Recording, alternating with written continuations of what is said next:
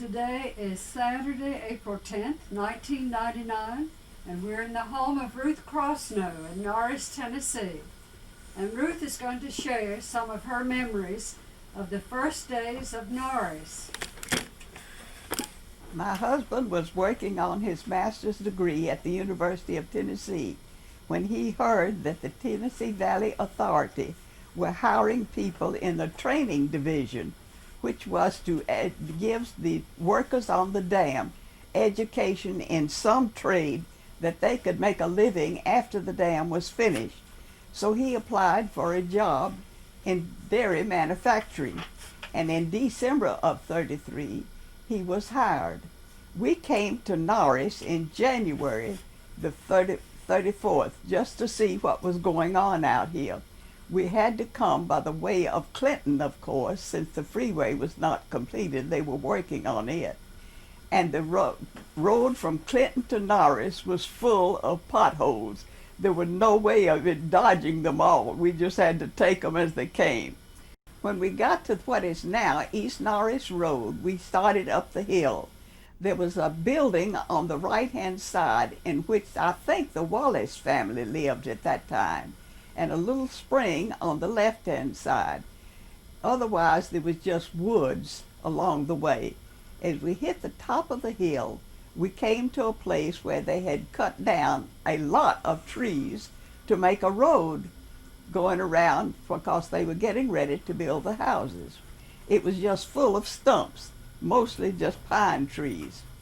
We came on around down in the valley and up again to what is now the square in Norris. There was a house on the right-hand side, and what looked like had been a cornfield in what is now the town commons. Of course, as we went on a little further, there was another house, which became the doctor's office later. On the left was a huge barn. In that barn, they had what looked like a stable for the horses that the policemen were riding at that time, and a small fire engine. I don't know what it was going to burn, going to put out, but I guess they were anticipating for the future. As we went around what is now, I guess, West Norris, Ruth, let me interrupt. there was already a road because it went from Andersonville to some of the country people who lived around on Hillvale and so forth. But we started up the hill, and on the right-hand side there were a lot of warehouses. Stacked lumber and that type of thing were in evidence. And when we got to what is now Hilltop, there were two houses complete on the left-hand side, and they were being used at that time as offices. We went on up the hill. There were some signs of places being cleared for houses for people to live in. When we got to the top of the hill, we ran into the dormitories. There were two or three on the left-hand side of the road and one or two on the right, and you went on up to the top, and on the right-hand side was a huge building, which was to be the recreation building. As we came around the circle, we hit what was now the forestry building, but at that time it was the cafeteria. You could go in the cafeteria and eat all you want, drink all the milk you wanted, and so forth, and I think it was 25 cents. I may be wrong on that, but I know it was very, very reasonable. And the people didn't pay for it. It was just taken out of their salary as they went along. The second time we came out, which was maybe a week or 10 days later, I was amazed at how much had been done.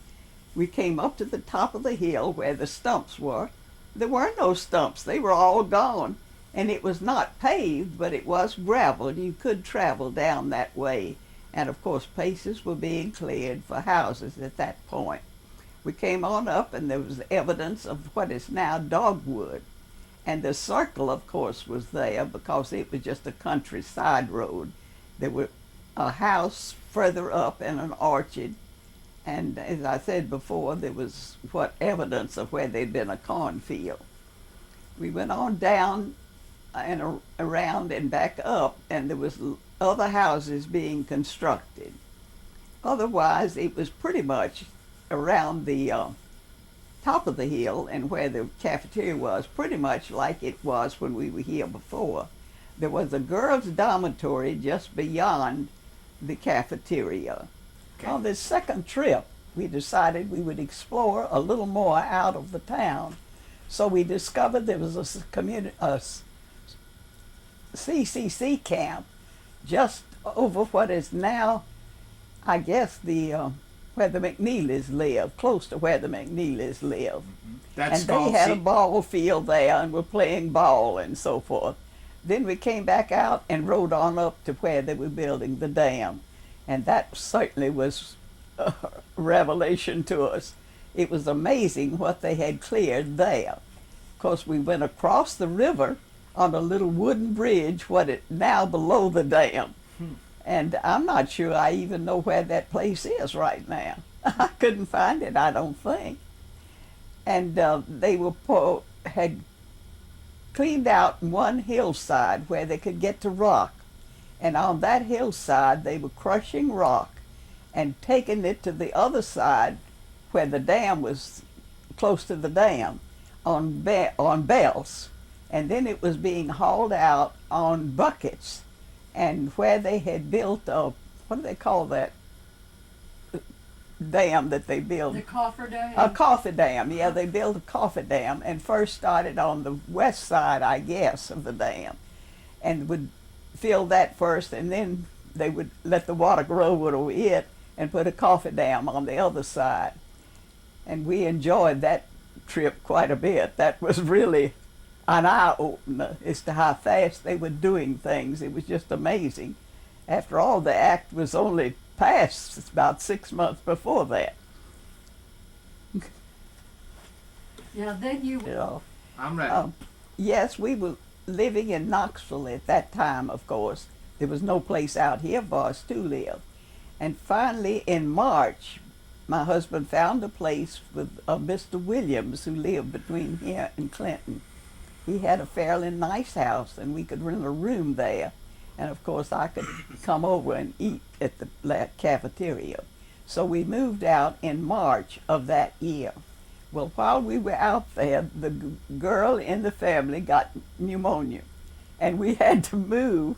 Well, the TVA didn't have any place for us to go, but finally they had renovated a little farmhouse that we could go and put cots in and live there. We stayed there until one of the houses on Dogwood had been built securely enough and had a shower in it, I guess. No place to cook or anything like that, but we could put cots up and live there until the house. We had picked out a place on Pine Road, which would be close to where the creamery would be, and it was not finished, so we had to stay in that place just temporarily until they could finish that. In the meantime, my husband had designed a building for the creamery, and it was being constructed. And of course it was up, and I guess in the summer before they were able to do anything as far as manufacturing the milk was concerned. Up until that time, they bought bulk milk and bottled it in the basement of the cafeteria, and put it upstairs then for the people who were working on the dam. At that point, he didn't have any. Well, he had 2 men, I think, to help him, but they were in shifts because they were working, you see, part-time too with the TVA. We moved into the house, I think, in May of '34, when they finished it on Pine Road. We could move out of the other house to Pine Road. That summer, people begun to move into Norris. Of course, there were first the managers. I think the head person of the training division was a Mr. Dawson. I may be wrong on some of these names. I hope you can check it and get those right if I am. Mr. Lilienthal lived across the street from where we lived. And I don't know whether Dr. Morgan was out here at that particular time or not, but when he came out, he lived on the Circle Road in a two-story house, a little back from the main road, so he had privacy. There was a two little bedroom building built close to his house, which was used as a personal guest house. On the Circle, there was another five-bedroom house that was built for what they called the teachery. I guess it expected the teachers to be single and would be living in the house at that time. Between where Morgan lived and the teacher's house was a little dog trot house, which was used for guests for the TVA when they came out. And I think Mrs. Roosevelt probably stayed there when she came. Dr. Morgan, of course, was the first chairman, and H.A. Morgan, who was been president of the University of Tennessee, was the other member. Now, that it's real unusual. Why did these guys move out? These chairmen of the board move out to Norris rather than in Knoxville, like where the center of TVA is today? Well, they were, of course, beginning to move a lot of the activity out here.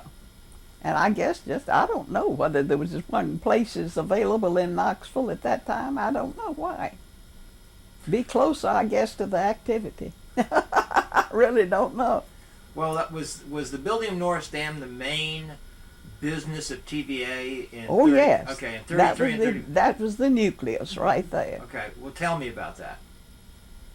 Well, I don't know what I know about it, except Right. I do know that that was the nucleus.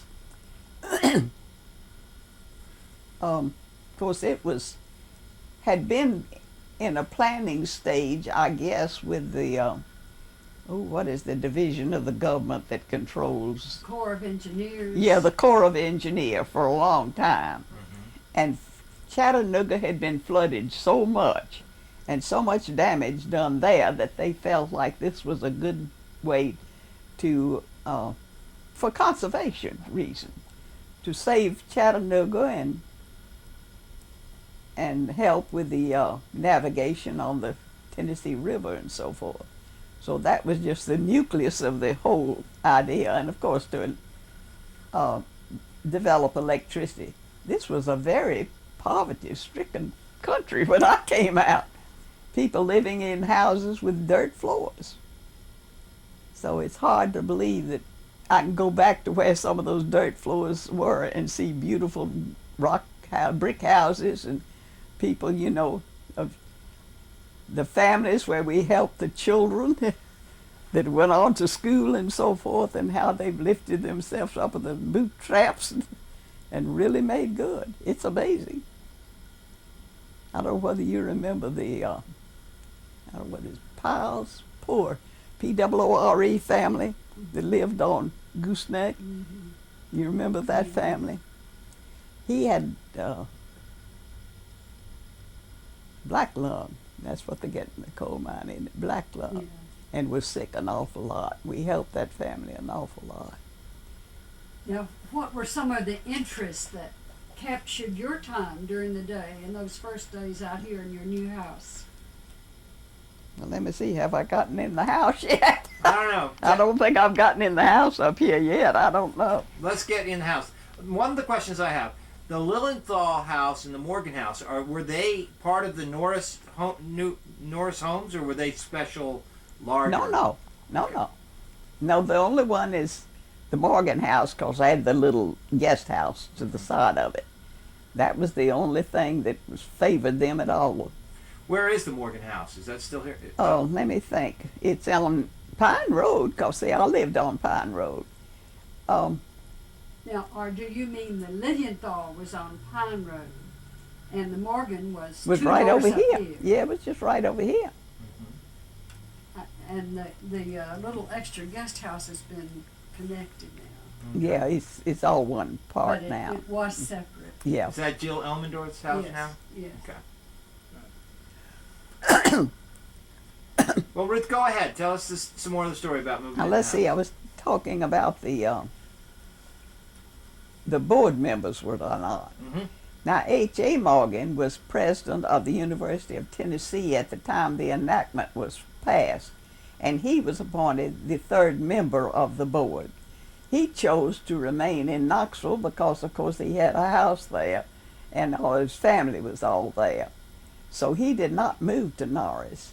But I assumed that Morgan and Lilienthal wanted to be close to the activity because here's where the activity was. It was not in Knoxville. At that point, it was not in Knoxville. Of course, later when the TVA expanded, they began to go to Knoxville. Now,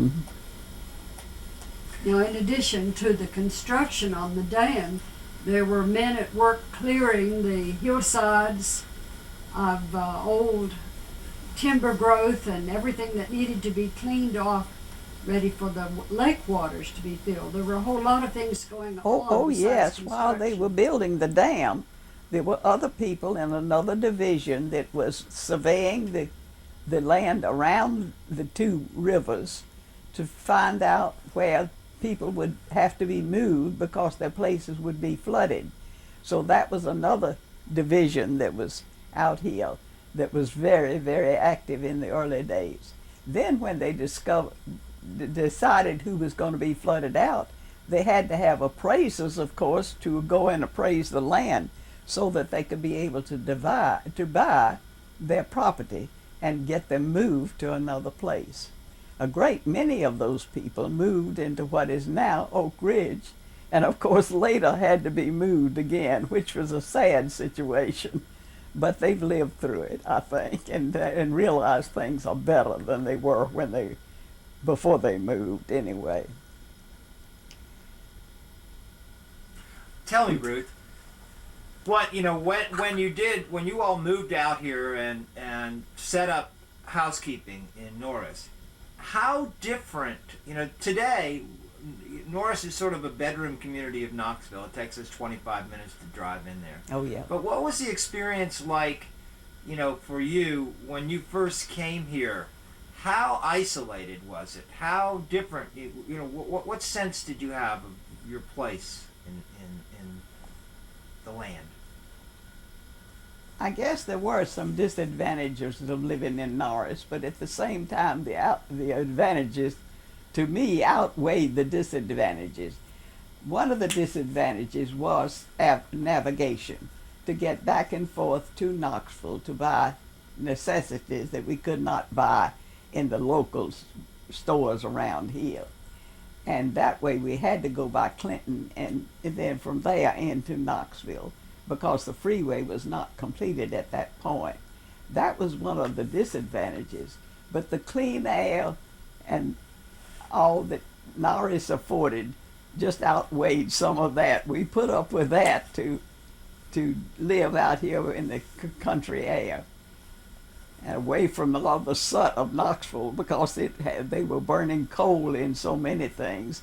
And you'd go to bed in the summertime, you'd go to bed at night, and you got up the next morning, you certainly had to take a shower because you'd be covered with soot. So it was so much cleaner, and in that way so much prettier than Knoxville was at that particular point. Of course, Knoxville is better now than it was then. Electricity came to town. What?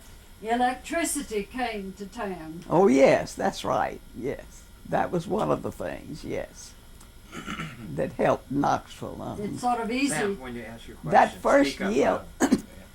the sort first of easy to forget those sooty days, isn't it? yes. Now, what was most interesting to you in your day-to-day doings out here? Well, the training section had, I guess they'd call it activities for people, extra activities for people, for recreation and so forth. So there was really plenty to do. There was the library in the community building. In the basement there was a pool room, and I think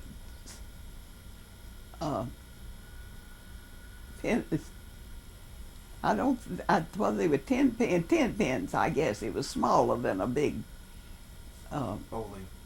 bowling place, but I think it was 10 pins. And there was a place to can your fruit and vegetables if you wanted to. And we did during the war, of course, use that a lot. There were dances on Saturday night. There was a Sunday school on Sunday morning.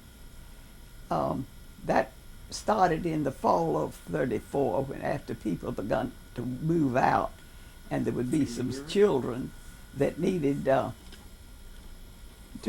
have a place to go to know about the church and so forth.